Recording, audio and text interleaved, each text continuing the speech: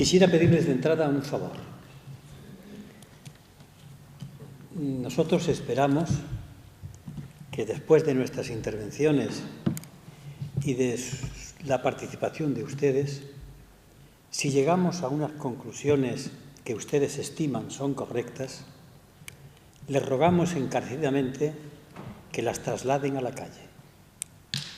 Es el mecanismo de boca a oreja necesario en unos momentos dificilísimos para combatir lo que sale por la pantalla de los televisores. Esperar que a través de los medios de comunicación y la verdad oficial de la economía clásica podamos tener información correcta es estar equivocado. Nuestra presencia aquí es una presencia combatiente, militante, que queremos hacer del conocimiento, de la reflexión y del sentido común un arma para conseguir la defensa de las condiciones de vida de nuestro pueblo. Dicho esto, comienzo ya también indicando de qué vamos a hablar. Yo voy a comentar los contenidos de la reforma constitucional que hemos tenido estos días. Me voy a parar a explicar cosas que estoy seguro para muchos de ustedes son archiconocidas, para otros no. Voy a intentar dar información y argumentos para que ustedes los trasladen a otras personas. Y después, Alberto, que entre otras cosas es coautor de libros nada menos que con Vicente Navarro y con Juan Torres, ya está con su tercer o cuarto libro sobre la crisis y sus problemas, hablará ya de una manera mucho más técnica, pero eminentemente también con un nivel pedagógico para que vean ustedes que muchas de las cosas que están ocurriendo son fácilmente explicables. ¿Por qué esta inquietud mía? Yo hablo mucho, doy muchas charlas y siempre me encuentro entre el público alguien que me dice, como el otro día me dijo un muchacho en el Instituto Blas Infante cuando yo hablé de los derechos humanos, es que hemos vivido por encima de nuestras posibilidades. Yo le dije, yo no, y estoy seguro que tu padre tampoco. Pero fíjense ustedes que la gente ya ha asumido que hemos cometido un pecado social, todos.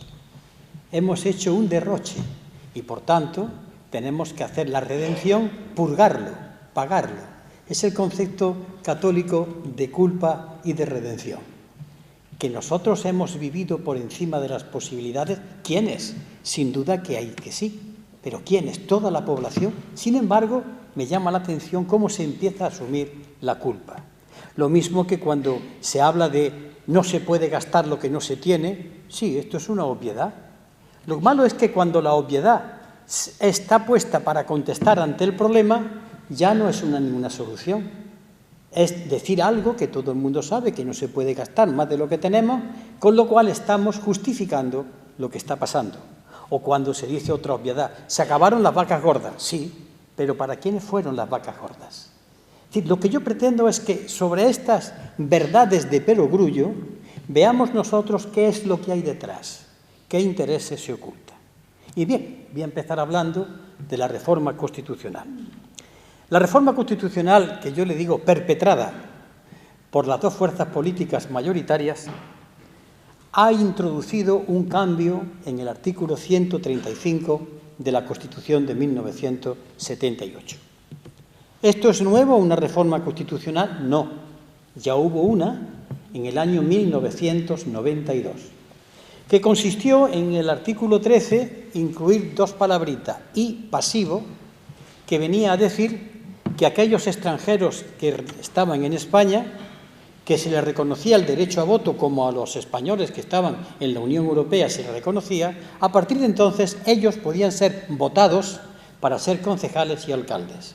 Era un derecho a la recíproca y aquello tuvo un consenso total, todas las fuerzas políticas, nadie protestó de aquello. Por eso no se vio la necesidad de referéndum.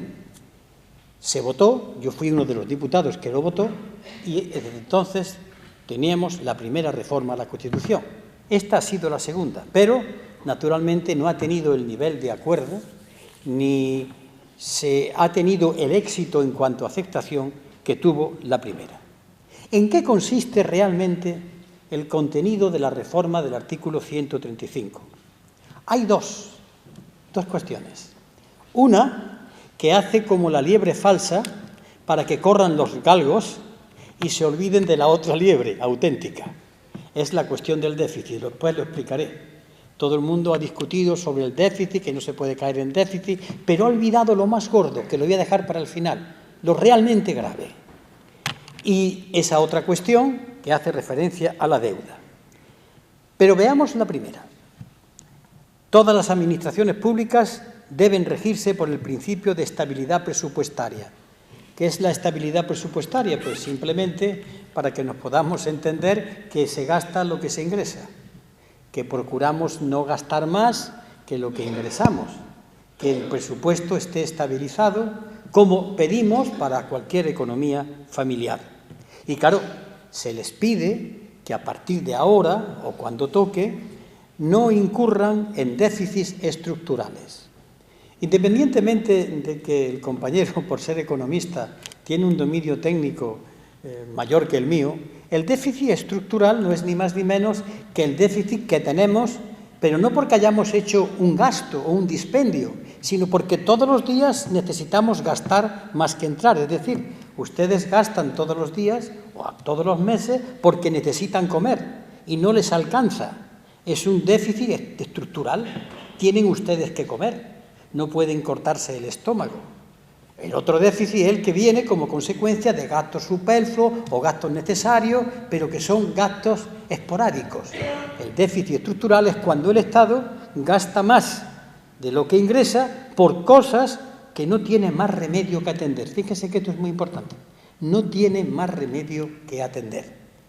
Y bien, este límite, el límite no se fija ahora en la reforma de la Constitución. Los que han aprobado la reforma han dicho, después habrá una ley orgánica que desarrolle esta reforma constitucional. Las leyes orgánicas desarrollan esta reforma constitucional, es decir, dentro de un año o de dos, nos dirán cuál va a ser el límite. Hasta aquí puede llegar el límite de tu deuda, de tu déficit.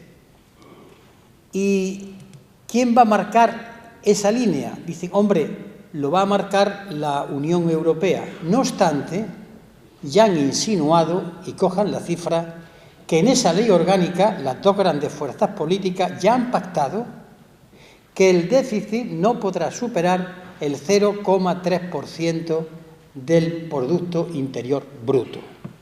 Si el Producto Interior Bruto en España, el último dato era 1,4 billones aproximadamente de euros, pues pueden ustedes calcular que 0,3 son 3.000 y pico, 3.300 y pico millones de euros aproximadamente. Pero todavía eso no opera. Eso vendrá en una ley orgánica de la que se ha filtrado por el acuerdo de los dos que lo van a fijar en el 0,3%. Pero todavía no es fijo. Aunque bien, ¿dónde está el problema? Hasta ahora, salvo en la reforma constitucional que se hizo en Alemania en el 2006 con motivo de la financiación del Estado federal y los Länder, los Estados federados, y en Suiza, que yo sepa, todavía no ha operado ninguna reforma constitucional, aunque los demás países de la Unión Europea dicen que lo van a hacer para esto, y en el fondo se trata de un corsé que se impone, porque por primera vez en una Constitución entra un principio de una política económica concreta. Y la prueba la tenemos en esta Constitución de 1978. Le voy a leer el artículo 38. Se reconoce la libertad de empresa en el marco de la economía de mercado. Los poderes públicos garantizan y protegen su ejercicio y la defensa de la productividad de acuerdo con las exigencias de la economía general y, en su caso, de la planificación. Es decir, esta Constitución habla de economía de mercado, pero también habla de planificación, palabra que hoy no quiere oír nadie hablar de ella, pero la Constitución española da una opción económica A o una opción económica B. Esto del déficit comienza ya a introducir en el texto constitucional principios de una determinada política económica. Esto no es nuevo. Esto ya aparece en autores como Buchanan, como Wagner, y después diré dónde aparece para avivarle la memoria a algunos desmemoriados que seguramente no están en esta sala. ¿Es malo el déficit? Vamos a ver, el problema de endeudarse es saber para qué. ¿Para qué te endeudas? Puedo pedir un préstamo y endeudarme porque me quiero ir de farra mañana y voy a costear un hotel y una juerga y un mariachi, o me voy a endeudar porque necesito comer. Pero esto ya la población, cuando le lanzan, es que es malo endeudarse, dice sí. ¿Por qué? Porque no se ha parado a pensarlo. ¿Por qué te endeudas? ¿Por qué tienes déficit? No es lo mismo decir tengo déficit porque me voy de juerga o tengo déficit porque necesito comer todos los meses. Esto hay que insistirle a la gente. No aceptéis que es malo endeudarse, porque si no, estamos viendo lo que está ocurriendo con la sanidad en Cataluña, con la enseñanza en Madrid. Es decir, recortan porque no quieren tener déficit, pero ¿qué es lo que están recortando? Porque puestos a recortar, ¿a nadie se le ocurre que podemos recortar gastos militares? ¿A nadie se le ocurre que podemos recortar la ayuda o esa subvención a la Iglesia Católica? ¿A nadie se le ocurre que podemos recortar lo que se llama gasto fiscal, que son subvenciones, exenciones, bonificaciones y deducciones a las grandes empresas? Porque al hablar de recortar, hay que también pararse qué es lo que vamos a recortar. Ven ustedes cómo ya los telediarios se quedan muy simples, muy simplistas a la luz de preguntas que podemos hacernos nosotros ante estas cuestiones. Ahora bien, queda otra cuestión. Puesto que yo gasto más que ingreso, voy a procurar ingresar más. Eso no lo quieren ni oír, porque significa la reforma fiscal. Hay una manera de yo poder acometer los gastos y tener menos déficit, que es aumentar los ingresos. Como de esto Alberto sabe más que yo y va a hablar mucho, simplemente le voy a dar un dato que es el siguiente, palabras de Rubalcaba. A lo largo de la década de 2000 hemos perdido por sucesivas bajadas de impuestos 28.000 millones de euros cada año. O sea, en la década de los 2000, cada año se han perdido 28.000 millones de euros por bajada de impuestos, no por una reforma fiscal, no por perseguir el fraude, no, simplemente por cosas graciosas. Y cosa curiosa, supongo que hay aquí funcionarios y jubilados, 28.000 millones de euros cada año que se han dejado de ingresar. ¿Saben ustedes cuánto cuesta la paralización, la congelación de las pensiones y las deducciones a los funcionarios? 15.000 millones de euros.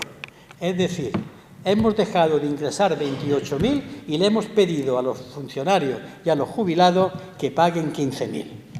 Esta es una reflexión que hay que hablarle a la gente para cuando aparezca la simpática señorita en el telediario, veamos que no podemos coger ese mensaje, sino hacernos otras preguntas que cuestionen lo que hay.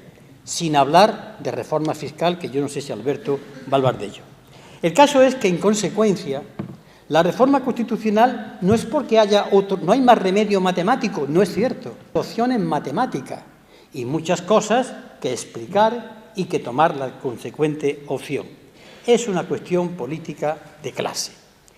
Ahora bien, hay que decir también que esta reforma constitucional tiene unas excepciones que yo no daría información correcta si no las contase. Y es la siguiente. En la reforma constitucional se dice, en el punto 4, los límites del déficit estructural y del volumen de deuda pública solo podrán superarse en caso de catástrofes naturales, recesión económica o situaciones de emergencia extraordinaria que escapen al control del Estado y perjudiquen considerablemente la situación financiera o la sostenibilidad económica o social del Estado. Estamos casi en esa situación, por no decir que estamos. O sea, que estamos ya en esa situación de excepcionalidad que contempla la propia reforma constitucional. Ahora bien, esto es nuevo. A mí me ha sorprendido, ya por los años que tengo y la experiencia política, que haya quien se ha ido rasgando las vestiduras. Me refiero a las dos centrales sindicales mayoritarias. Me refiero a tanto medios de comunicación, a tanto tertuliano, que de pronto ha hecho el gesto que se hacían los judíos de rasgarse las vestiduras. ¿Y por qué? Una de las cosas que hay que tener en política y en todo es memoria. Memoria para poder establecer la consecuencia del tiempo entre el pasado y el presente. Quizás no tenga tiempo para leerlo del todo, pero quiero citarles a ustedes algunas cuestiones. Cuando en los años, en la década de los 90, algunos que nos motejaban de chalados, luchamos contra Maastricht y luchamos contra el euro y la moneda única, había personas que ya estaban diciendo lo que iba a venir. Por ejemplo, aquí tengo textos de Juan Velarde Fuerte, de Lorenzo Bernaldo de Quirós, de Antonio Argandoña, algunos catedráticos de Economía, y, por ejemplo, en el año 95 dicen que hay que constitucionalizar el déficit, que el déficit figure en la Constitución, lo que acaban de hacer. Ya lo estaban advirtiendo, pasó desapercibido. Por ejemplo, dice Maastricht, convertido en reforma constitucional, tiene una trascendencia enorme. Es decir, que el Tratado de Maastricht, en el fondo, era un corregirle la plana a la Constitución española. Pacto de estabilidad es igual a Tratado de Maastricht. Se limita la capacidad del gobierno español de utilizar las políticas monetarias y fiscales como instrumentos anticíclicos. El sistema de seguridad social no debe ser demasiado generoso. Y dice don Antonio Argandoña, otra cosa es lo que diga la Constitución, que en cuestión económica desde luego no es de fiar. Lo dice el ilustre catedrático. En esta misma década, Tietmeyer, presidente del Bundesbank alemán, los políticos deben aprender a obedecer las decisiones de los mercados. Vive Dios, que ya ha llevado razón. Pero Fernando Faria de Oliveira, ministro del Gobierno Socialdemócrata de Portugal, año 94, el estado del bienestar es incompatible con el mercado. O el reciente acuerdo del Pacto de Toledo sobre pensiones, esto avanza, pero no es la reforma que la patronal necesita. Lo decían entonces, y hubo organizaciones que estaban tocando el violín o silbando mirando para otro sitio. O, por ejemplo, la Carta Social Europea tendría un impacto muy negativo sobre la competitividad, el crecimiento y el empleo. España no solo debe liberalizar más su mercado laboral, sino también sumar su voz a la de los países opuestos a la denominada Carta Social. La convergencia real requiere mercados mucho más flexibles, impuestos más bajos y sistemas de protección social públicos menos generosos. Esto se publicaba en España, círculos de empresarios, aparecía en los periódicos. Y repito, las organizaciones que he citado y otras más, tocando el violón en la esquina, olvidando lo que estaban diciendo estos portavoces. Y Schroeder, canciller de la República de Alemania, la moneda única traerá más paro. Y nadie le dijo nada, se publicó. Se impone una reforma del mercado laboral y una privatización de los servicios públicos. Rodrigo Rato, año 1998, una privatización de los servicios públicos. ¿Les suena a ustedes ya esta melodía? Es necesaria una política económica que se fundamente en la moderación salarial, nada menos que el gobernador del Banco de España, Luis Ángel Rojo. Hay que moderar los salarios. Y ya para terminar, hemos alcanzado en términos de competitividad el límite de lo sostenible en bienestar social. Europa debe defenderse del dumping social de los países asiáticos. Y una del del primer ministro baladí, Jean Arthuis. Se trata de fabricar allí donde es menos caro y vender donde existe poder de compra. Hoy existe un divorcio entre el interés de la empresa y el interés de la nación. Claro, cuando esto se va diciendo, y podría sacar de mi archivo en aquellos años, estaban marcando unos y otros lo que hoy estamos viendo y lo que estamos padeciendo. ¿Por qué he hablado yo de Maastricht? Porque el poner límite al déficit, que ahora se introduce en la Constitución, es una de las cosas que nos hizo a nosotros decir que no al Tratado de Maastricht. ¿Qué decía el Tratado de Maastricht? Decía que el déficit no podía pasar del 3% del Producto Interior Bruto y que la deuda pública no podía pasar del 60%. Pero permítanme ustedes una simple cuenta. Si Maastricht decía que lo máximo de déficit es tener el 3% del déficit público, yo he hecho una cuenta pensando, según el Banco Mundial, que el Producto Interior Bruto español es del 1,4 billones, y resulta que lo que Maastricht autorizaba es que el Estado español podía tener 52.000 millones de déficit, y estaba dentro de la ley, 52.000 millones. Ahora resulta que sí es verdad lo que se filtra, que lo que pretenden en la ley orgánica que desarrolle la Constitución es que sea el 0,3%, en lo máximo van a ser 5.200 millones de euros. Es decir, le hemos enmendado la plana a Maastricht. No queríamos Maastricht, 3 tazas. Es decir, los propios españoles, el propio gobierno español, no solamente está contento con el dogal que le pone Maastricht, sino dice, señorito, y 3 más. Cierro y pongo más dogales. ¿Por qué? ¿Exigencias de quién? Ya sabemos exigencias de quién. Aquí en España no se ha dicho, pero lo han dicho los italianos. La carta que el presidente del Banco Central Europeo, Jean-Claude Trichet, que hoy ha dejado de serlo, parece ser, le dice a Rodríguez Zapatero que si quieren que yo le compre deuda, que tampoco eso está muy legal, tiene usted que hacer esto y esto. Es decir, el dictado económico a un gobierno soberano, que esto nos lleva a unas consideraciones fuera de esta charla sobre en qué queda la democracia cuando los poderes económicos, ni siquiera políticos, están por encima de lo que pueda decidir un gobierno soberano. Y bueno, ¿cómo estamos en cuestión de deuda pública? Pues la deuda pública prevista para el 2012 será el 74,3% del Producto Interior Bruto y la deuda pública prevista para el 2015 el 81,99%. Esto parece ser lo previsto por encima de lo que dijo el propio Maastricht. ¿A quién se le debe y por qué? Porque aquí hay 2 estados que estos se los saltaron olímpicamente en los años 2007, 2008 y 2009. Francia y Alemania. Se saltaron la cuestión del déficit y nadie dijo nada. Pues bien, teniendo en cuenta que me advierten del tiempo, ya termino. Les salvaré a la hora de si hay preguntas sobre fondos de inversión y demás. ¿En qué consiste eso que yo he dicho que es gravísimo y que todos hemos ido como el galgo detrás de la liebre falsa para que se escape la liebre auténtica? Pues eso no es ni más ni menos que esto, y con ello termino, que se lo leo. Vamos a ver, y si no, pues se lo diré de memoria. Los créditos para satisfacer los intereses y el capital de la deuda pública de las administraciones, los estados, hacen deuda pública para obtener dinero, para hacer lo que tengan que hacer. Los créditos se entenderán siempre incluidos en el estado de gasto de sus presupuestos y, atención, esto es nuevo, y su pago gozará de prioridad absoluta. Dicho en román paladino, si usted no tiene para pensiones, primero paga la deuda. Si no tiene para colegios, primero paga la deuda. Si no tiene usted para sanidad, primero paga la deuda. Es decir, se pone en el dogal a su país. Primero le pagan la deuda. ¿A quién? ¿A los mercados? Los mercados tienen nombre. Banco de Santander, Banco de Bilbao Vizcaya, bancos holandeses, bancos alemanes, bancos franceses. La reforma constitucional aprobada significa, desde mi punto de vista y con estos datos, cuando un país entrega su soberanía a los usureros y prestamistas de turno. Le dejo la palabra a Alberto García.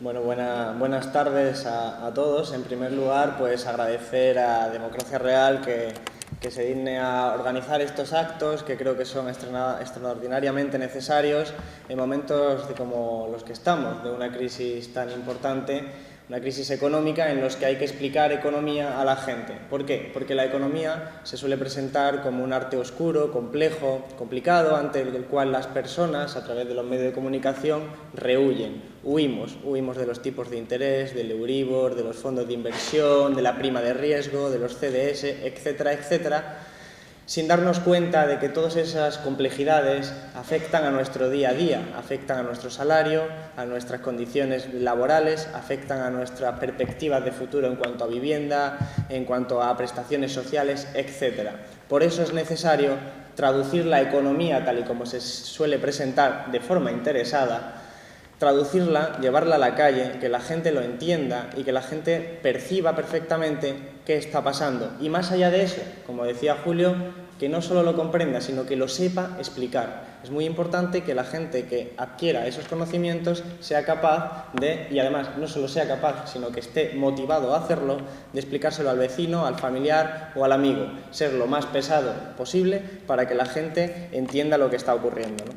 Yo voy a retomar la última parte de la intervención de Julio, los mercados financieros. La reforma de la Constitución viene a decirnos que efectivamente hay prioridad para los mercados financieros. Efectivamente escuchamos en los medios de comunicación todas las llamadas a hay que hacer caso a los mercados financieros, la confianza de los mercados financieros es crucial, cuidado que se enfadan los mercados financieros y nos suben la prima. Todas estas cuestiones nos hacen referencia a un concepto, el de mercados financieros, que es oscuro. Es oscuro, no lo entendemos y nos lo creemos como ciudadanía. Pues hay que empezar a deconstruir todo ese tipo de ideología que hemos adquirido viendo la televisión y escuchando a los economistas convencionales que solo quieren justificar un estado de las cosas. Los mercados financieros, decía Julio, tienen nombre y apellido. Efectivamente, los mercados financieros son los bancos, los fondos de inversión y las grandes empresas, fundamentalmente. ¿Por qué? Porque técnicamente un mercado es un lugar en el que se encuentran compradores y vendedores. Igual que si vamos a una tienda de libros se encuentran compradores y vendedores, o a una tienda de cualquier producto, pues existen mercados financieros, donde se intercambian otro tipo de productos. Como quiero ser pedagógico, hablaré del famoso mercado de deuda pública. ¿Qué significa el mercado de deuda pública? Pues bien, cuando un Estado tiene más gastos que ingresos, como ha dicho Julio, necesita compensar esa diferencia. Y la compensa yendo a un lugar que son los mercados financieros de deuda pública. Allí se encuentra el Estado, que necesita dinero, con la otra parte, la contraparte, que son los llamados mercados financieros o inversores financieros. Esa otra parte es la que nos presta el dinero. Esa es la otra parte la que nos va a prestar el dinero. Pueden ser de muchos tipos, pueden ser bancos, pueden ser grandes empresas o pueden ser grandes fortunas. En definitiva, es un dinero que la gente ha considerado, los bancos, las grandes empresas, etcétera, han considerado que conviene prestarle al Estado, en el caso de deuda pública. Bien, es muy importante que para ser pedagógico lo simplifique en lo que ha dicho Julio, que le gustaría hablar en las preguntas y siento robártelo. Los fondos de inversión. Los fondos de inversión, ¿qué son realmente? Un fondo de inversión nosotros lo conocemos casi a nivel de consumidor. Vemos un cartel del Santander o del BBVA y nos ofrecen un fondo de inversión. Nos dicen, guarda tu dinero aquí en este fondo de inversión y el mes que viene te tendrás un 1% más del dinero que nos has dado. Estupendo, ese es el fondo de inversión tal y como se nos presenta. Un fondo de inversión realmente es que el banco recoge los 1.000 euros que yo como consumidor le deposito en ese banco, más los 1.000 euros que dedica Juan, los 1.000 euros que presta Julio, etcétera, los 1.000 euros que cada uno de ustedes presta al banco. El banco los acumula, los junta, los mete en un paquetito que es el fondo de inversión. Y ese paquetito viaja por los mercados financieros y ahora explicaré a qué va. Por ejemplo, al mercado de deuda pública. Ese dinero es el que se le presta al Estado. Por ejemplo, en el mercado de deuda pública o en otro tipo de mercado se le presta a otra parte. Cuando se le ha prestado no se le presta gratis, de modo que se supone que se le está prestando para obtener un beneficio. Cuando ese beneficio ha sido obtenido, el banco ya vuelve con la ganancia, ya viene del camino de vuelta con una ganancia. Se queda una comisión importantísima y a nosotros nos da unas pequeñas migajas, ese 1% que nos ofrecía en el anuncio. ¿Por qué? Porque el motivo único de los fondos de inversión es especular. Ese especular significa que si tiene 1.000 euros, lo tiene que hacer cualquier estrategia para que a la vuelta tenga más de 1.000 euros. Esa es la ganancia y le da igual dónde hacerlo. Y mercados financieros hay muchos. Está el de deuda pública, que es en el que se presta a los estados, está en el de deuda privada, que es en el que se presta a las empresas, están los mercados de futuros, que se especula con las materias primas y puede incluso hacer, como ha ocurrido, que se incremente el precio de los alimentos. En definitiva, los fondos de inversión, su único fin es especular. Especular allí donde se pueda. Tenemos por ahí un móvil. Bien. los fondos de inversión lo único que intentan es recoger el dinero de los ahorradores. En nuestro caso he puesto el ejemplo de todos nosotros. Le damos 1.000 euros al banco cada uno, el banco forma su fondo de inversión, lo destina a un mercado financiero y vuelve con una ganancia. Se queda una comisión y nos da unas migajitas a nosotros. Bien, pero el dinero no nace de la nada. El dinero, ¿cómo ha venido esa ganancia? ¿Cómo se ha creado esa ganancia? ¿Cómo es posible que el banco haya podido crear dinero? Porque a nosotros no nos hemos preguntado por qué nos han dado un 1%, pero de algún lado ha venido esa ganancia. Efectivamente, esa ganancia ha venido de que la operación especulativa ha sido contra algo. Ha sido contra algo, contra el mercado de deuda pública, por ejemplo, o contra el mercado de futuros, indistintamente. Voy a hablar de un ejemplo muy claro, el de los fondos. Hay muchos tipos de fondos de inversión. Por ejemplo, los fondos de pensiones privados son un tipo de fondo de inversión.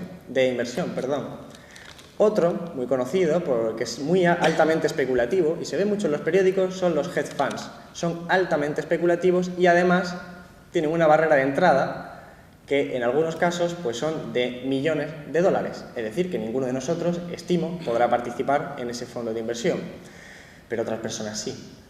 Bien, hay un fondo de inversión que se llama fondo de capital riesgo. Lo que hacen es lo mismo. Recogen dinero de los ahorradores y lo destinan a especular, pero están especializados en especular con empresas reales. Esto significa, compran una empresa con ese dinero acumulado, se convierten en los jefes de esa empresa, en los accionistas propietarios y promueven una reestructuración radical, bajada de salarios, despidos masivos, fragmentación de la empresa, etcétera, deslocalizaciones, todo minimizando costes. Cuando han pasado 6 meses, 1 año, 2 años, se vende la empresa a un precio mucho mayor y se hace un beneficio. Fijaros las consecuencias a nivel sindical que tiene esto, porque quien te está despidiendo no es el capitalista de sombrero del siglo XVIII, te está despidiendo un fondo de inversión, que no sabes ni qué es. La gente se pierde, pero ocurre. Esa es la especulación que ha hecho un fondo de inversión, pero fijaros que ha podido tener esa paradoja. Puede ser la paradoja de que un trabajador invierta su dinero en un fondo de inversión y ese mismo fondo de inversión esté participando en despedirle de su trabajo, pues sencillamente porque se está reajustando. Bien, otro fondo de inversión importante es el de la deuda pública. Pueden ser fondos que especulen contra la deuda pública. Se recoge el dinero de la gente, ese es el ejemplo que yo he dicho, pero realmente era por simplificar. La mayor parte del dinero que se mueve es el dinero de las grandes fortunas, el dinero de las grandes empresas, de los bancos. ¿Por qué? ¿Por qué hay esto? ¿Por qué ocurre esto tanto y no ocurría hace 40 años? Pues precisamente porque las grandes fortunas, las grandes empresas, los bancos, han visto acrecentados sus beneficios en los últimos años. Y no solo sus beneficios, sino su dinero contante y sonante, porque han dejado de pagar impuestos. Se les han hecho rebajas fiscales. Los gobiernos han pensado que era inteligente que los ricos pagaran menos impuestos, que los bancos pudieran hacer desgravaciones fiscales, que las grandes empresas pudieran llevarse el dinero a los paraísos fiscales, etcétera, etcétera. De repente, estas entidades han visto cómo les sobraba literalmente el dinero. Y entonces, para no guardarlo en un cajón, lo que hacían era destinarlo a los mercados financieros a especular, a moverlo en los mercados financieros únicamente pensando en que a la vuelta hubiera más dinero. Bien, cuando ocurren determinados accidentes en la economía, pues las condiciones estratégicas cambian. Así que un banco, que primero estaba especulando con todo su fondo de inversión en la subprime, cuando cambia el mercado y la subprime se convierten en un producto poco atractivo, pues como sigue manteniendo ese dinero porque los estados le han salvado, el dinero lo mueven a otro sitio, porque siempre tienen que estar moviendo el dinero. ¿A dónde lo mueven? Pues a los mercados de futuros, o al mercado de deuda privada, o, como ha ocurrido recientemente, al mercado de deuda pública. Lo que significa que estamos ante otra paradoja. El Estado se tiene que endeudar para compensar la diferencia entre ingresos y gastos, y tiene que pedir prestado. ¿A quién? A las mismas entidades a las que se les ha dejado durante décadas de cobrar impuestos. Nos están prestando un dinero que legítimamente nos pertenece y nos pertenecería si no se hubieran bajado los impuestos y si se hubiera perseguido el fraude fiscal. Así que mucho ojo con hacerle siempre caso al acreedor. que ese acreedor tiene ese dinero porque nosotros, nuestros gobiernos, les han dejado el favor de pagar menos impuestos durante décadas y permitir la aberración que suponen los paraísos fiscales y todo tipo de agujeros negros en la economía. Bien, los fondos de inversión son el resultado de las desreglamentaciones hechas a partir de los años 80 por los diferentes gobiernos, las nuevas leyes. El Estado hay que entenderlo como la arena de lucha de diferentes intereses. La arena de lucha de diferentes intereses. Ahí es donde se establecen las reglas de juego.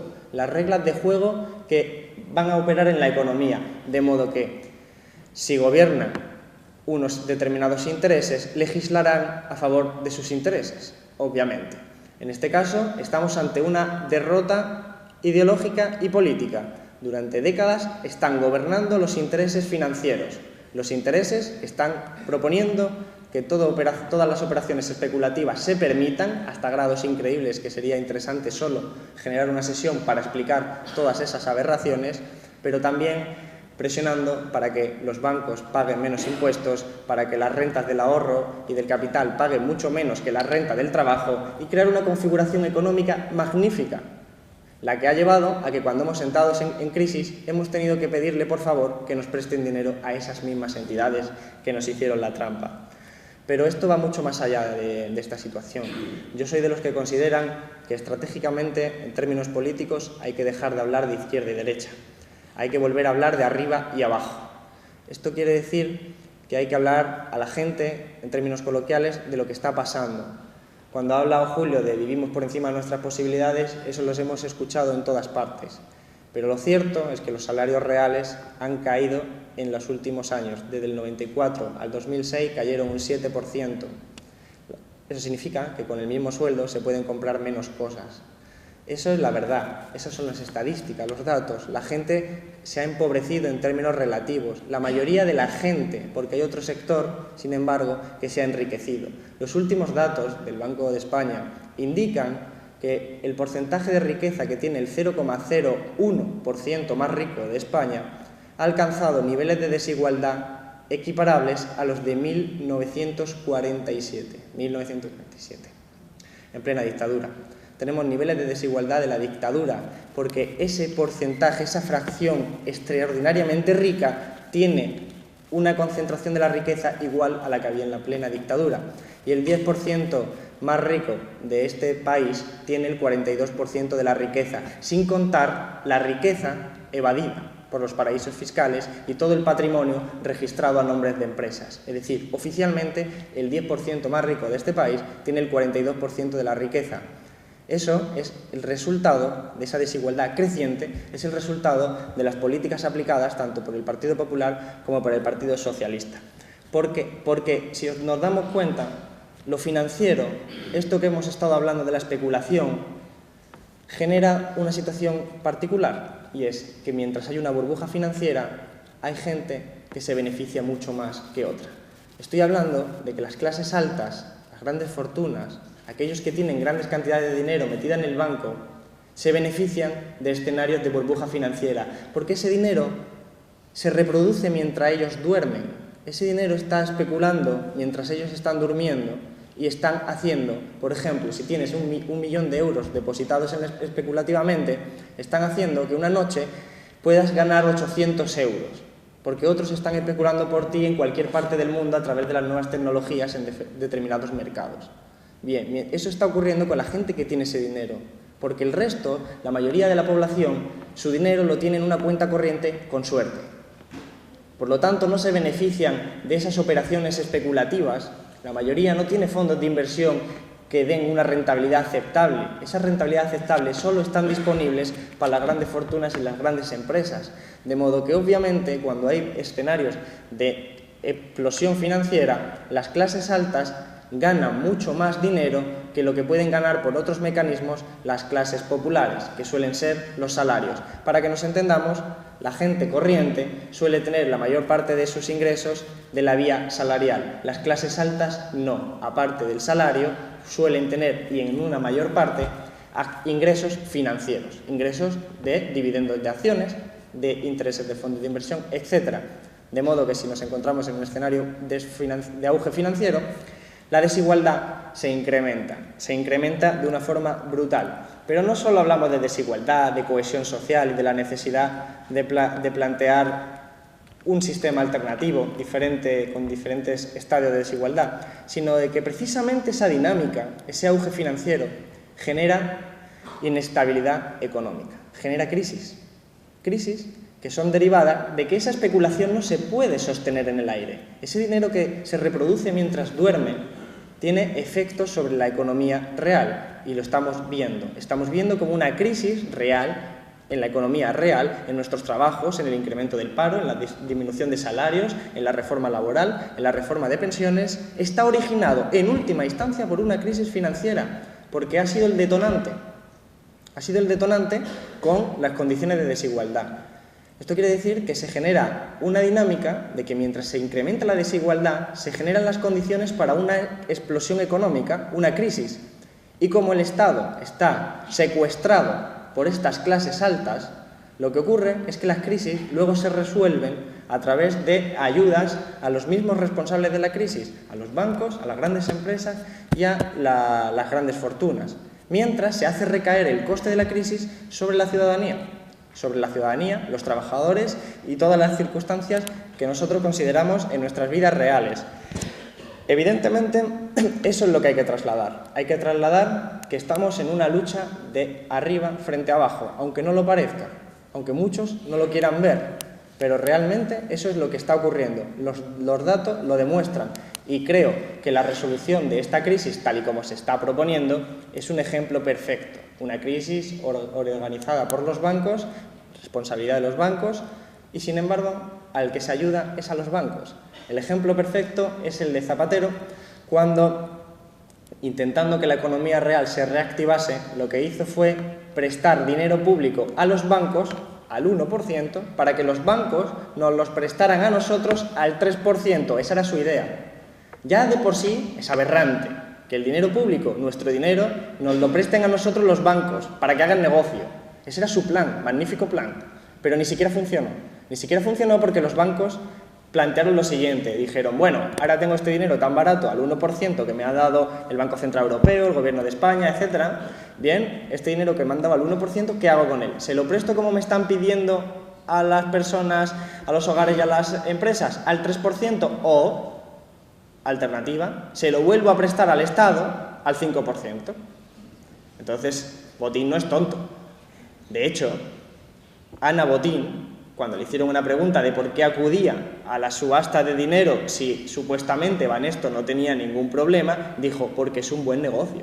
Se lo dijo así a los periodistas, evidentemente. Botín dice, tengo dinero al 1% y tengo dos opciones. Se lo presto a las empresas, como me dice Zapatero, al 3%, más o menos, o se lo presto al propio Estado al 5%. Bueno, pues el dinero vuelve, le estamos dando dinero, le estamos regalando dinero. Dinero que es el que se canaliza a través de la deuda pública. Ese es el dinero que nos están prestando. Y luego dicen, venga, ahora que os hemos prestado vuestro dinero, te obligo a hacer reformas. Y por supuesto son las reformas que me interesan. Reforma al sistema de pensiones, para que yo pueda vender fondos de inversión de pensiones privadas.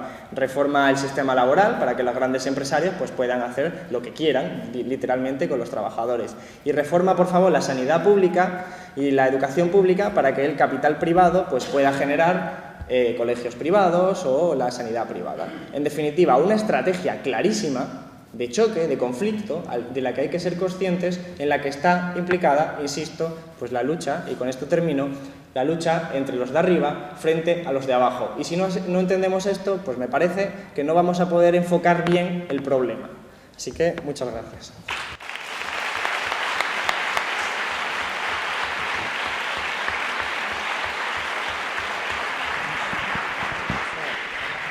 Entonces, ya directamente paso a daros vosotros la palabra y a vosotras la palabra y os animo a que cualquier planteamiento no lo hagáis llegar. Una pregunta que el tema de la banca ética. Ahora, de aquí yo creo que salimos con más fundamento cuando ya sabemos de la crítica de la banca convencional y ahora está saliendo bastante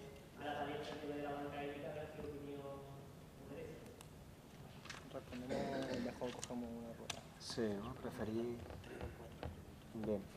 Bien, recogemos tres o cuatro intervenciones y Julio y Alberto va respondiendo para un poco agilizar todo el tema, ¿vale? Entonces, veo dos manos allí al fondo. Sí.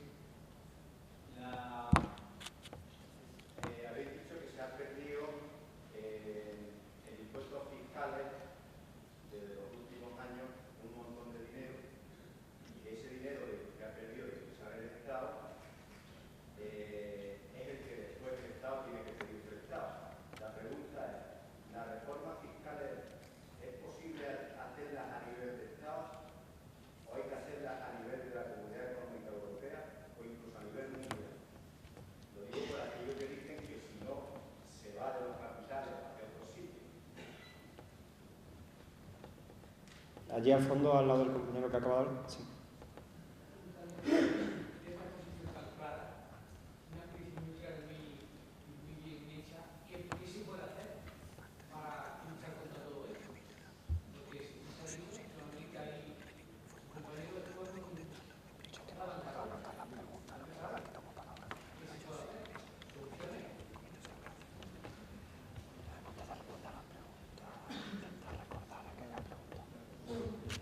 Bien, después de estas tres intervenciones, vale, pues el compañero de allí de fondo.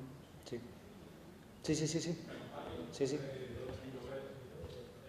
Una pregunta a la mesa, y es que con relación, estamos en una Unión Europea, tenemos una moneda única, ¿por qué unos países disfrutan de un tipo de interés y otros como caso de España todo?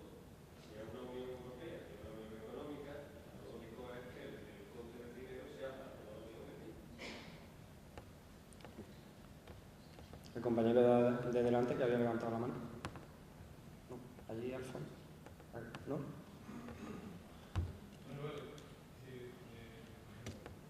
Yo quería dejar resulta que Julio ha comentado aquello de que desde 1994 ya se viene planteando lo que ahora ha ocurrido. Quiere decir que la capital va a un ritmo que no va tampoco en plan de yo llego ahora y hago lo que quiero. Tranquilamente va tomando decisiones que luego se van cumpliendo. Estamos hablando del 94, 2011, estamos hablando de 17 años para confirmar lo que tampoco van a hacer. ¿Qué ocurre? Eso lo están haciendo gente que tiene todos los poderes, tiene todas las condiciones, tiene todo para hacerlo. Y en vez de hacerlo gratis, pues lo hace con su tiempo. ¿Vale? ¿Qué le pasa ¿qué nos pasa a nosotros? ¿No? Pues que nosotros rápidamente el hecho ya de organizarnos ya nos cuesta la misma vida, porque empezamos a filosofar sobre cómo, sobre por qué, sobre no sé qué, y además resulta que empezamos con que hay que hacer una huelga mañana, no parece que vamos a hacer una movilización después, no sabemos al final para qué todo eso, ¿no? Pero lo que sí es verdad que nos movemos, ¿no? Nosotros nos movemos. Y llega el momento, y llegamos aquí, a donde esta información, es verdad que de alguna manera, pues no se tiene, pues si no se tiene, hombre, es fácil cogerla, pero lo que es verdad es que no tenemos ninguna forma sistemática de contrarrestar esas cosas que ellos, con toda la tranquilidad del mundo, lo van a hacer. Van quitándose todos los problemas, van y llegan hasta poner sus leyes, evidentemente, a su forma y manera. Y nosotros no contrarrestamos de ninguna de las maneras. Es verdad que somos muchos más, y al ser muchos más también es más difícil, sí que es verdad. Pero también es verdad que en el tiempo que llevamos podemos haber articulado fórmulas para ir contrarrestando y siendo fuertes en contra de ese tipo de Hacemos aquí un pequeño inciso y ahora seguimos con las cuestiones.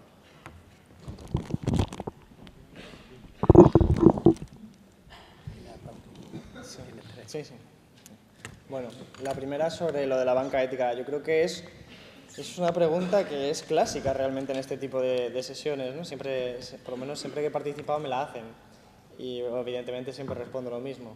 La cuestión de la banca ética es muy interesante porque plantea que cuando nosotros nuestro dinero lo metemos en el banco, pues en vez de permitir que el banco especule directamente en los mercados financieros sin nuestro permiso y sin que ni siquiera lo sepa el director de la oficina, que tú vas y le preguntas qué se está haciendo con tu dinero y no sabe responderte, pues la banca ética plantea que el uso de tu dinero pues va a ser muy claro, va a ser transparente y se va a dedicar, en vez de financiar a una industria del armamento, pues va a financiar a un pequeño comerciante del local, etcétera, lo que sea, bajo el coste de que vas a ganar menos dinero, en tipo de interés.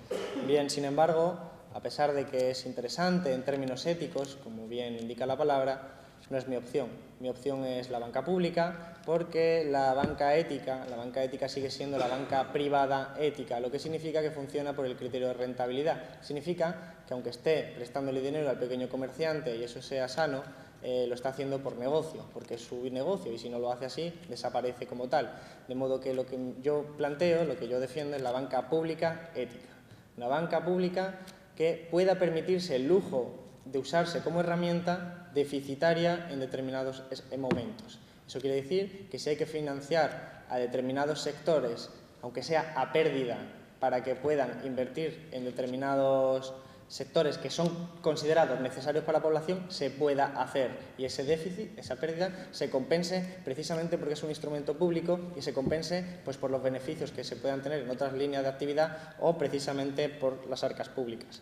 Sobre las reformas fiscales del Estado de Europa, bueno, primero lo del tipo de interés. Realmente tenemos el mismo tipo de interés. El Banco Central Europeo marca un tipo de interés de referencia que es común para Alemania, Italia, España y Francia, por ejemplo. El problema precisamente es que lo que le conviene a la economía de Alemania no es el mismo tipo de interés que el que le conviene a España, pero el Banco Central Europeo marca el mismo tipo de interés. Otra cosa son otros tipos de interés, que hay muchos tipos de interés, el que se presta a determinadas situaciones, a los bancos, etc. Pero el tipo de interés de referencia, que es el que marca el Banco Central Europeo, es el mismo. Es el que se marca desde el Banco Central Europeo, que es aberrante, por cierto, ya aprovecho para decirlo, que es una entidad pública pero independiente. Está gestionada por economistas que se consideran a sí mismos técnicos independientes, asépticos, sin ideología. Eso es lo que se consideran a sí mismos.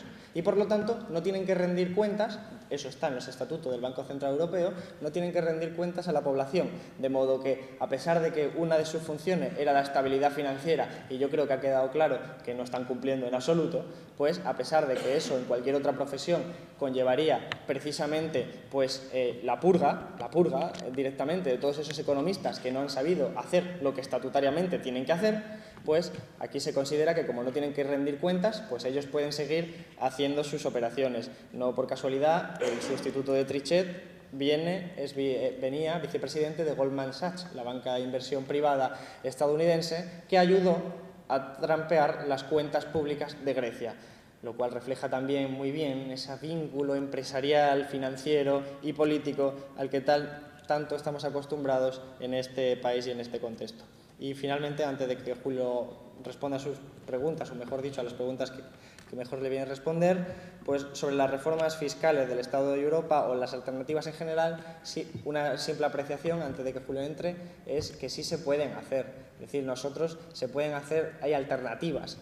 Los economistas hemos planteado desde hace muchísimo tiempo alternativas factibles para hacer en el Estado. Preferiblemente serían adecuadas a hacer en la Unión Europea, efectivamente. Es una pena que la Unión Europea se haya construido como la unión de los bancos, más que como la unión de los pueblos, que sería lo ideal y que englobaría pues, a un sistema impositivo fiscal unitario para la Unión Europea, que fuera allí donde podemos hacer caso. Pero la Unión Europea no puede ser una camisa de fuerzas, y lo que necesitamos es hacer reformas fiscales en aquellas instituciones que podamos y por lo tanto si lo que podemos es hacerlo en el Estado, se puede hacer y tiene efectividad, claro que tiene efectividad. Lo que pasa es que no hay voluntad política. Muchas veces es una especie de excusa que nos ponen el no se puede hacer, esto es impensable, en Europa se van a fugar los capitales, etcétera. Eso pasó en Brasil, decían lo mismo, pusieron controles de capitales y el dinero no se fue.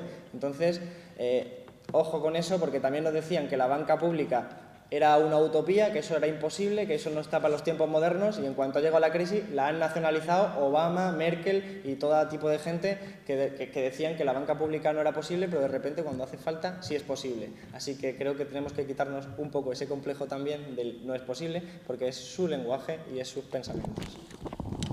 Yo voy a contestar las preguntas que no sean de economía, porque habiendo aquí un especialista, pues es mejor que él conteste. Vamos a ver. ¿Cuál es la solución?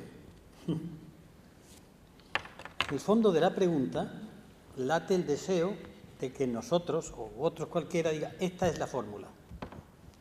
No existe. Lo que estamos haciendo nosotros es intentar explicar a nuestros conciudadanos el desmontaje del chip que nos meten a través de los medios de comunicación.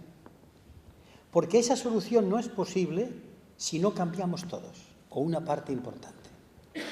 Si no sabemos, si al discurso de tal o cual político, el que sea, o el comentarista de radio y televisión, no le oponemos un razonamiento. Yo podría explicar aquí, ahora mismo, les puedo contar a ustedes el programa de Izquierda Unida de ahora hace tiempo. La banca. Les doy a ustedes unas fórmulas que pueden ser, y depende de que ustedes voten o no voten. Sin embargo, al poner en marcha esas propias medidas, ustedes imaginan que nosotros proponemos nacionalizar la banca. Yo sigo planteándolo. Ustedes votan y yo que lo propongo soy presidente de gobierno. Cuando empiece a aplicar eso, me van a saltar de todas partes, y si yo no tengo respaldo en la calle de la gente, yo, presidente de gobierno, me tengo que ir. Esto le ha pasado a ese chico llamado Barack Obama, el nuevo milagro del siglo XX, el que iba a arreglar los problemas de América.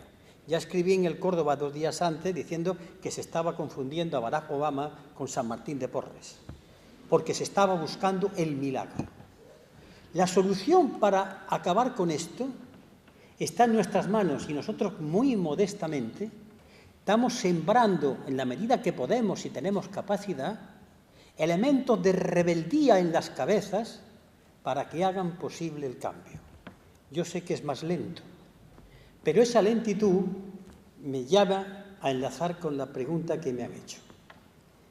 He leído unas citas de los años 1991, incluso 89, porque lo que tenemos hoy estaba escrito. ¿Pero por qué?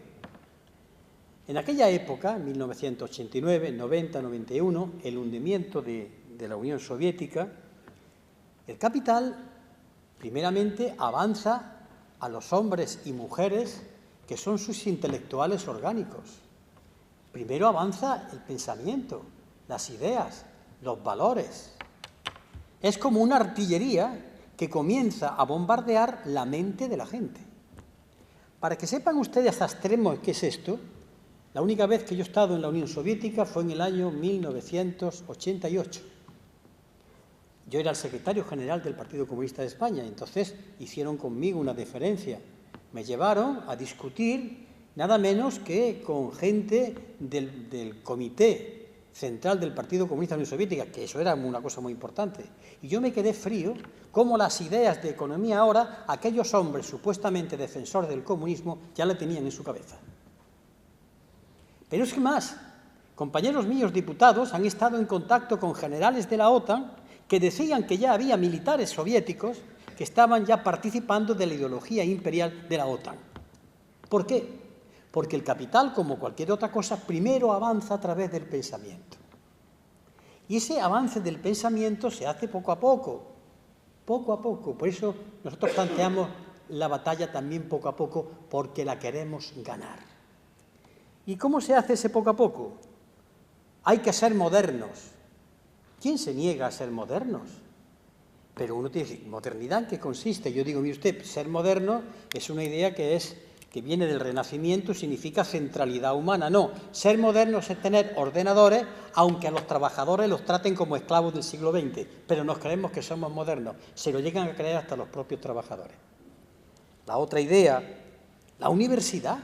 Antes de entrar aquí yo he hablado con Alberto, Y claro, la economía que se enseña en algunos sitios es la economía esta, es que no hay otra. Yo recuerdo que cuando estudiaba Historia de la Economía en la Universidad de Barcelona, allí había un señor que se llamaba Schumpeter, que hablaba de los ciclos, de las crisis, los ciclos. Me ha dicho, eso ya no se da. La única economía es esta. Y le llaman una ciencia absoluta. Yo soy de los que digo que la economía está al servicio y a las órdenes de las directrices que le marque una sociedad. Que para eso están los economistas, que saben de lo suyo, pero hay que darle una orientación. O dicen, no, es que esto lo pide la economía. ¿Qué economía? Porque hay muchas visiones de la economía. Pero ese pensamiento, lo que importa es la eficacia. Eficacia. ¿Y qué es eficaz? Porque yo la eficacia la tengo que medir en comparación con el fin deseado. Siempre pongo el mismo ejemplo. Una ametralladora es más eficaz que un rifle, mata más gente. Pero la palabra eficacia en sí no me sirve. Eficaz en el sentido de que, pero esa batalla la han ido ganando. Telediarios, informes. Y claro, esto era lo que se llamaba entonces el pensamiento único frente al pensamiento débil de la izquierda que empezó a tragar esto. Y en nuestro país, el debate fundamental, duro, durísimo, me tocó a mí vivirlo, fue con Maastricht. Este fue el debate. Perdimos, pero perdimos las votaciones. Ahora estamos viendo lo de Maastricht. Pero yo observé cómo esto de Europa, sin pensar cuáles eran los contenidos. Y conste que yo soy partidario de una Europa unida federalmente. Pero no tiene que ser la de Maastricht. Es que hay otras visiones de Europa. Así la derecha lo ha ido ganando.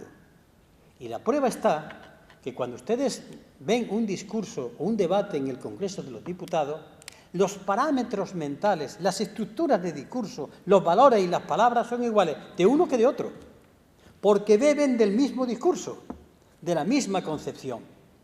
Y eso empezó la derecha poco a poco. Se cuenta una anécdota, y con esto termino, de la época de Keynes. Keynes, que era un hombre defensor del capitalismo, lo que pasa es que era inteligente. No vayamos que estamos hablando de un revolucionario. Ganó el debate cuando el New Deal americano, en el sentido de lo que hoy conocemos como el estado del bienestar, la reinversión, el sector público fuerte, y es un debate que perdieron otros, pero le dijeron en un debate, has ganado, nosotros ganaremos la próxima batalla. Lo están ganando. Pero en esto hay unos responsables, aquellos que han claudicado por la pereza y la comodidad de, en vez de entrar en un debate, dejarse por el dolce far niente del europeísmo barato.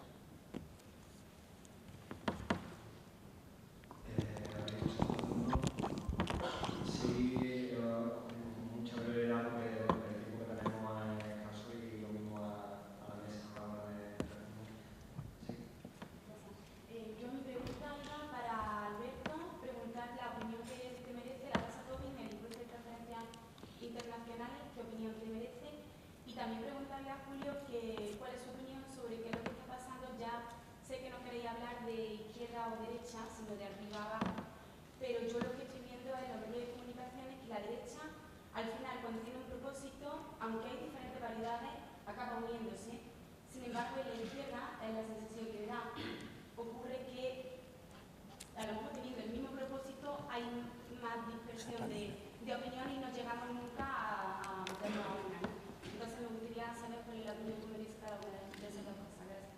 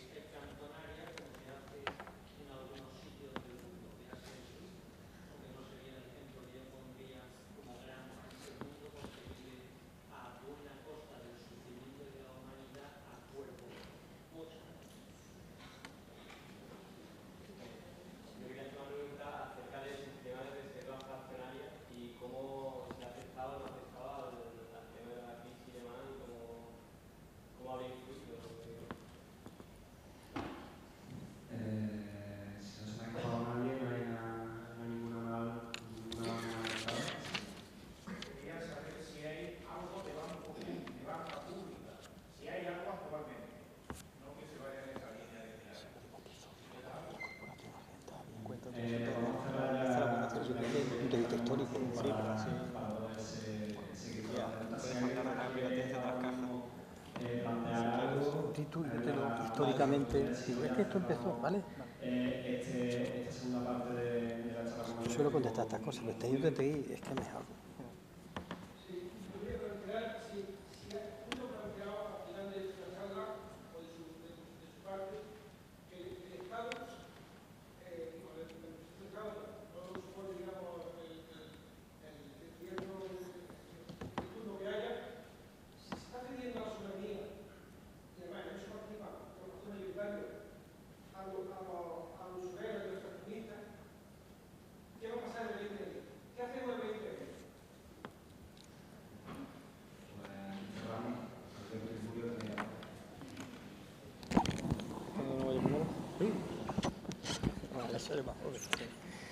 Vale, bueno. Voy a ser también breve, ¿vale? Por el tiempo que tenemos, a pesar de que las preguntas pues dan para horas. Sobre el impuesto de transacciones financieras, que es un impuesto que se grava a las transferencias financieras, al final, hoy en día, el número en cuantitativo e incluso cualitativamente de transacciones financieras que se hace es espectacular con respecto a cualquier momento histórico en la economía mundial, pero también espectacular porque representa una cantidad muy superior a la transferencia de bienes reales, ¿no?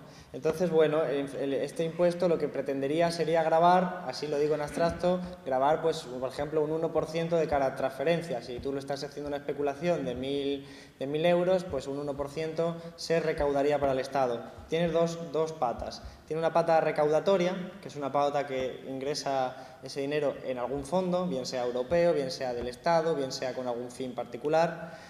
Y tiene otra pata, que es desincentivar la especulación, porque estás haciendo más caro que se especule. Entonces estás haciendo más difícil ese tipo de operaciones, más caras en realidad. Bien, ¿cuál es la opinión que yo tengo? Es verdad que ahora van a aprobar el ITF de alguna fórmula, digamos algún hijito bastardo del ITF original, pero realmente se hace por la vía recaudatoria, por esa pata, por la primera pata, porque lo que se considera es que necesitamos dinero y por lo tanto eso sería una fórmula de obtener ingresos.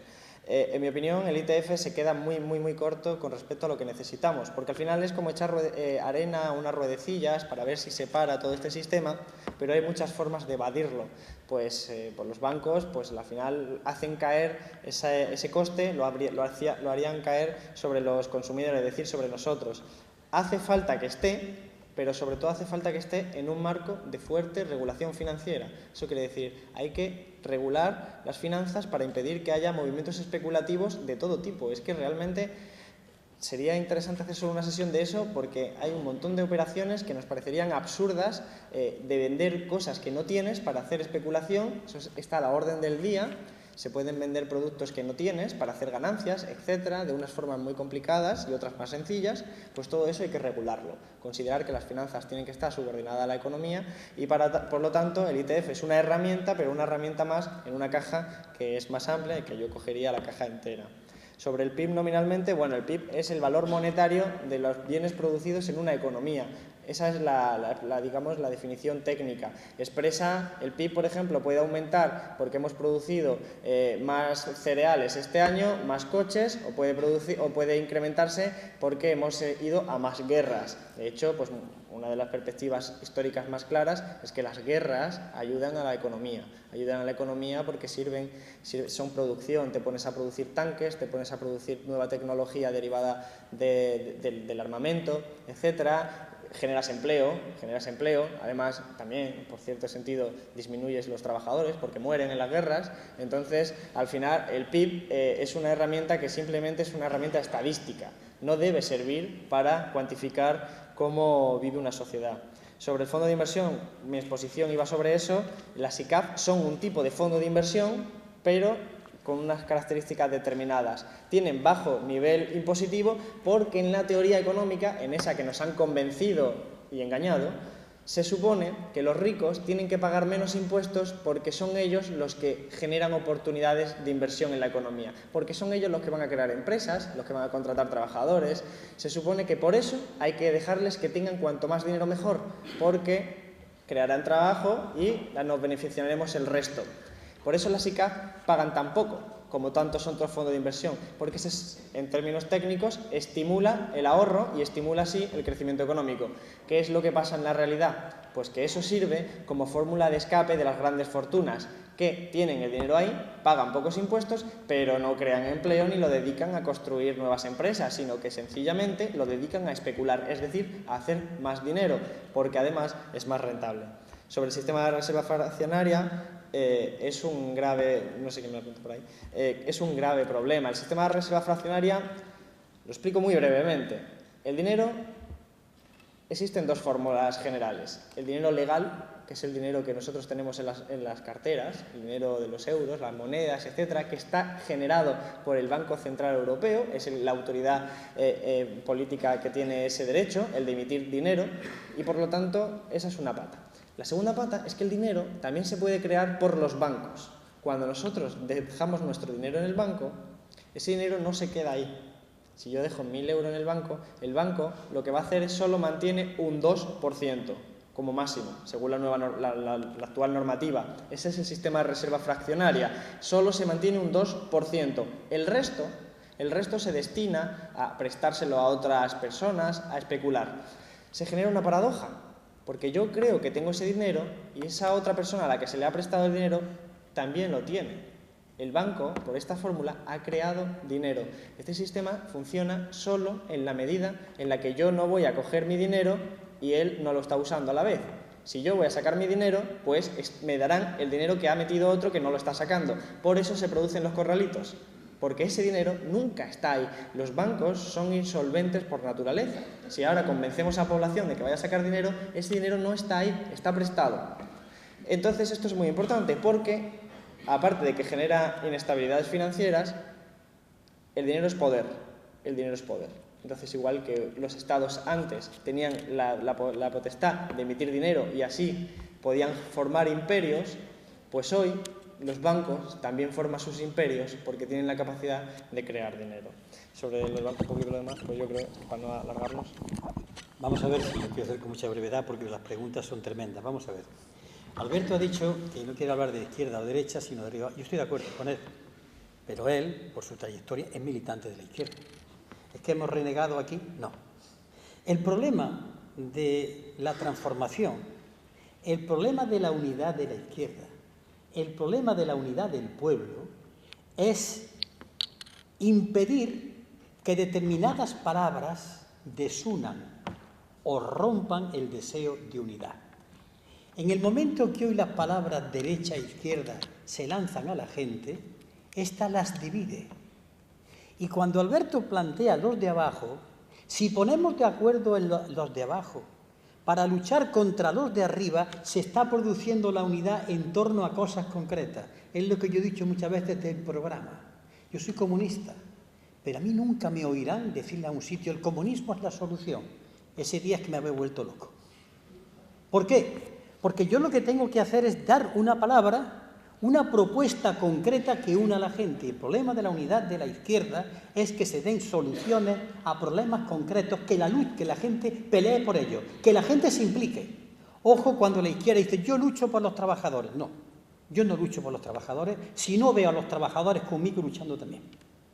Esto es muy importante. Y claro, para eso no hay que hablarle de comunismo ni de socialismo. Hay que hablarle del problema del paro, del problema del crédito. Esto es lo que decía Alberto y estoy totalmente de acuerdo. Desde la izquierda no, arriba y abajo. Facilitar la unidad. Esto lo hubiese dicho el propio Lenin y no hubiese pasado nada, porque aquella mente lúcida tenía muy claro lo que podía desunir o lo que podía unir. La siguiente pregunta, que consiste, ismo, yo no hablo de ningún ismo, de ninguno, pero voy a revivir una experiencia que tuve en la Universidad de León, hablando de los derechos humanos. Cuando yo planteaba que los derechos humanos para mí es el programa más importante que pueda existir, yo no hablo de comunismo ni de socialismo. Si mañana la inmensa mayoría de los españoles luchen por un puesto de trabajo, por la igualdad del hombre y la mujer y por la vivienda, se produce una revolución. No tengo que hablar de comunismo, porque yo quiero que se produzca. Ya me contestaron desde la izquierda mía que yo era una actitud burguesa. Y dije, vaya por Dios. Vaya por Dios. ¿Por qué? Porque íbamos con el ismo por delante. El ismo mío, es una decisión con una visión de la historia y de la filosofía que es mía y con ellos lo compartan. Pero yo al pueblo le tengo que hablar de cosas concretas, que creo que ese pueblo, por su propia voluntad, porque lo descubra, irá hacia ese camino, pero no le pongo el sello de la ganadería. No voy con la palabra comunismo, socialismo ni troquismo por delante, porque eso es además una torpeza tremenda. Eso es propio de beatería política, beatería religiosa llevada al campo de la política. Por tanto, yo hablo de los derechos humanos, el arriba y el abajo, los problemas que eso nos une a todos, de las distintas visiones. Ahora bien, la banca pública. Está ante ustedes el diputado que defendió la creación de la banca pública y fue honrosamente derrotado en toda la línea en las Cortes, en el Congreso de los Diputados. ¿Qué planteábamos? Pues crear una banca pública. ¿Con qué? La Corporación Argentaria, pero la privatizaron. El Banco Hipotecario, el Banco de Crédito Local, el Banco Exterior, las cajas rurales. Es decir, teníamos muchas entidades de crédito. Y en aquella proposición de ley decíamos, créese un banco público y que entre el banco público a prestar en las mismas condiciones y que entre en competencia con la banca privada. Y si es competencia desleal, sí, porque tiene detrás el Estado, que pruebe la banca privada de su propia medicina. Pero claro, fuimos derrotados. ¿Por qué? Porque decían es que el Estado no puede hacer, porque el Estado, esto es una cosa antigua, y hoy se vuelve otra vez a hablar. Pero hubo una oportunidad, ¿eh? En aquel entonces fuimos derrotados por los votos unidos indisolublemente del PP, del PSOE, del PNV y de Convergencia y Unión.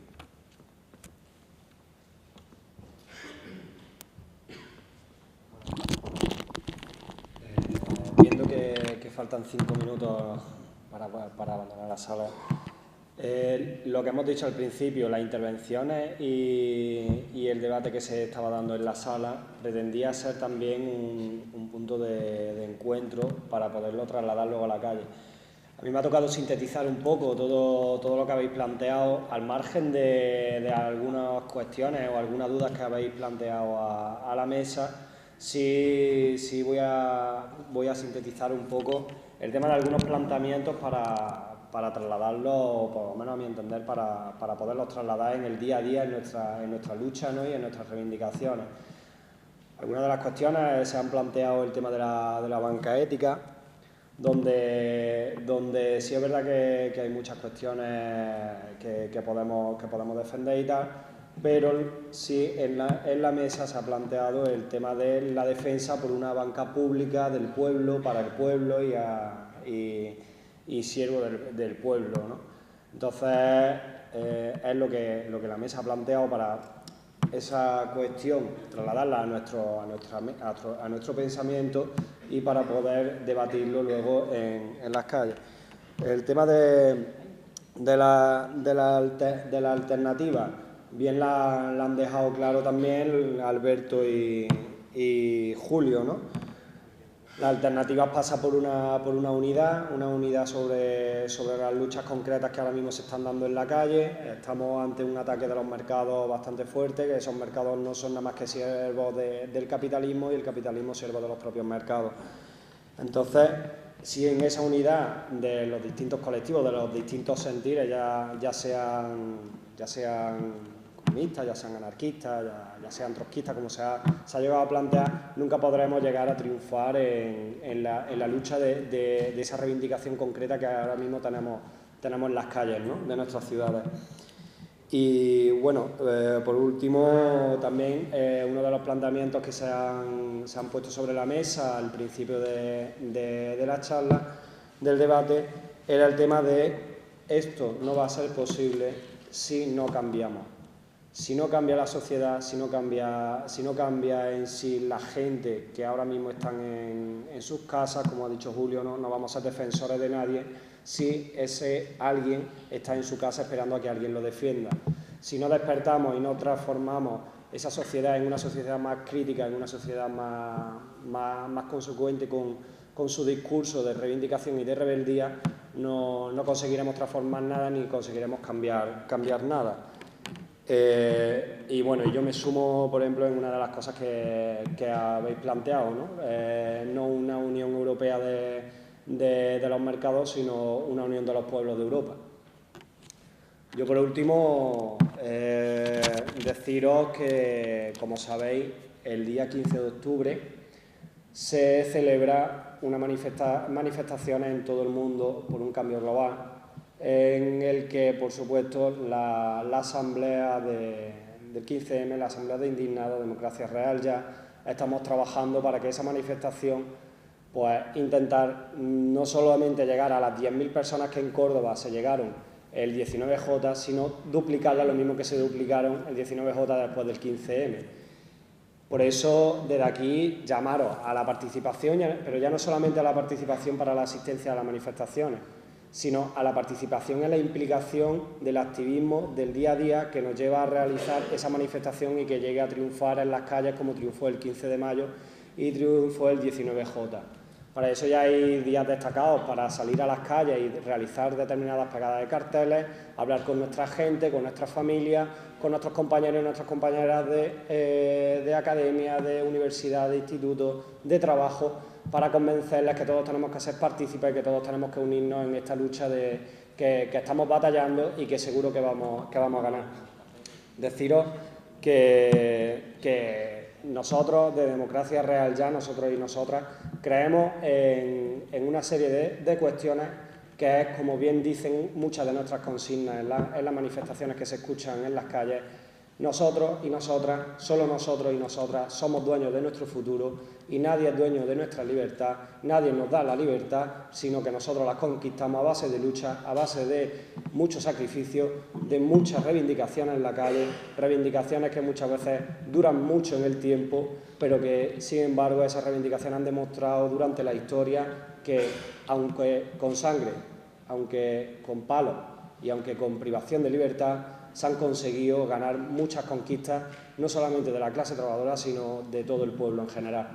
Por eso, lo único que nos queda a nosotros y a nosotras de Democracia Real Ya es llamaros a la movilización, a que no os quedéis en vuestras casas, a que el día 15 de octubre salgáis con nosotros y con nosotras y con todos los compañeros y todas las compañeras que están en el día a día trabajando en su empresa, trabajando en sus centros de estudio para transformar y para poder cambiar las cosas, que el 15 de octubre sea otro toque de atención y que sirva para decirle a esos mercados que nos gobiernan, a ese sistema que nos gobierna y a esos partidos políticos que no nos escuchan, que además atacan directamente los derechos conquistados con tanto esfuerzo por parte de todos nosotros y todas nosotras, que no nos vamos a callar, que nos pegarán, que nos tirarán al suelo, que nos encarcelarán, que sangraremos, que lloraremos, que sudaremos, pero que la libertad en realidad se basa en una lucha constante y esa lucha constante parte de la base del pueblo.